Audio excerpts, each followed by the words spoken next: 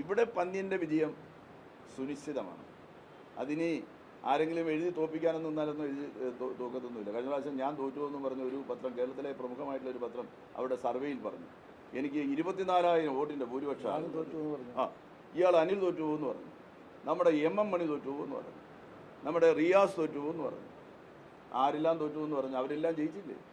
അങ്ങനെ എഴുതി തോൽപ്പിക്കാൻ ആരെങ്കിലും വിചാരിച്ചാൽ അങ്ങനെ എഴുതിയൊന്നും തോൽപ്പിക്കാൻ പറ്റില്ല എന്നുള്ള കാര്യം ഈ നാട് മനസ്സിലാക്കി കഴിഞ്ഞിട്ടുണ്ട്. അപ്പോൾ അതുകൊണ്ട് ഞങ്ങൾക്ക് സംശയമില്ല അദ്ദേഹം ഈ രീതി നിർത്തണമെന്ന് ഞാൻ പറയുന്നുള്ളൂ. ഒരു വ്യക്തിത്വത്തെ നിങ്ങൾക്കെല്ലാം അറിയാൻ പന്ന്യനാണ്.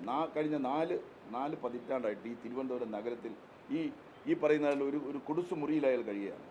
ഇവിടുത്തെ ഏത് കാര്യത്തിനാണ് പന്ന്യൻ ഇല്ലാതിരുന്നത്? തിരുവനന്തപുരത്ത് ഏത് ദിവസമാണ് ഇല്ലാതിരുന്നത്? ഇവിടെ ചെറുതും വലുതുമായിട്ടുള്ള എല്ലാ പ്രവർത്തനങ്ങളിലും പന്ന്യനുണ്ട്. അത് സാംസ്കാരിക പ്രവർത്തനമാകട്ടെ, രാഷ്ട്രീയ പ്രവർത്തനമാകട്ടെ, യുവാക്കളുടെയും വിദ്യാർത്ഥികളുടെയും തൊഴിലാളികളുടെയും കൃഷിക്കാരുടെയും കർഷക തൊഴിലാളികളുടെയും ആരുടെയും പ്രശ്നമാകട്ടെ, എല്ലാ പ്രശ്നങ്ങളിലും ആളുകളുടെ ചേർന്ന് നിൽക്കുന്ന ഒരു മനുഷ്യനാണ്, സാധാരണ മനുഷ്യൻ.